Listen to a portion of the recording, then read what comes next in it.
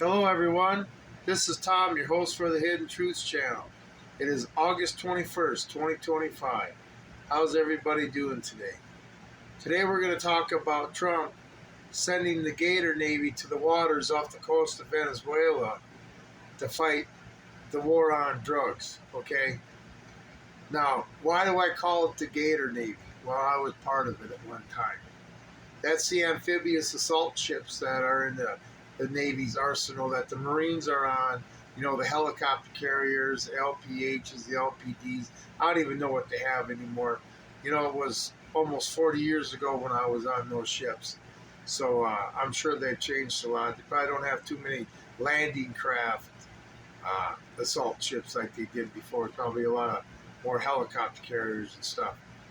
But anyway, I'm glad he's sending them there. It'd be nice to get this war on drugs controlled in this country. Fentanyl sounds like it's an extremely bad thing. So I'm glad to hear that. So how come he's not sending the Gator Navy to the E Island? Wouldn't that be nice if he sent it there and took care of business on the E Island and maybe liberated the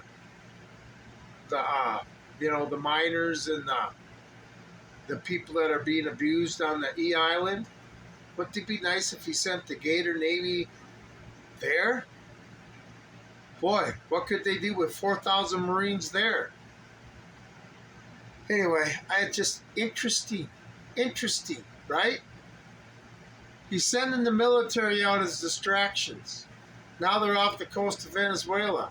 And now we got 4,000 troops in D.C. or even more, I'm hearing. I'd like to know when they're leaving.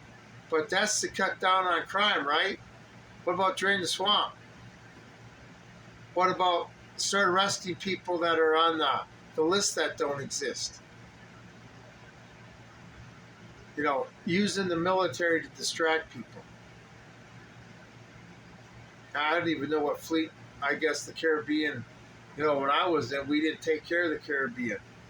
You know, we were in the Med, in the Indian Ocean, in the Pacific Ocean and stuff, but I don't know who takes care of the Caribbean. I don't know what fleet that is. Is that the reserve fleet?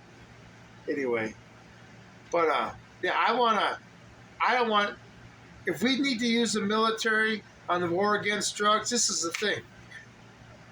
I say we send the B-52s into Mexico and these drug cartel plantations and start carpet bombing the shit out of them. Okay? They're right across the border. B-52s can sit there, fly, come back, load up, fuel up, and just keep making a big circle. You know, bomb them for 30 days straight with our B-52s and everything we got. And then they'll be surrendering like the Iraqis were in the first Iraq war, 10,000 surrendering to a Humvee. But see, until they start that, this war on drugs is nothing but bullshit. Nothing but bullshit. You know, you're going to declare war on an enemy, then you need to take war to the enemy. That will destroy the enemy. And like I say, carpet bomb the shit out of their fields and just, hey, use bunker buster bombs on the drug cartels. Wow, what a concept. Oh, that's right. Israel probably isn't going to ask for that, are they? But anyway, I'd really like to see the Gator Navy at the E Island. I would love to see that.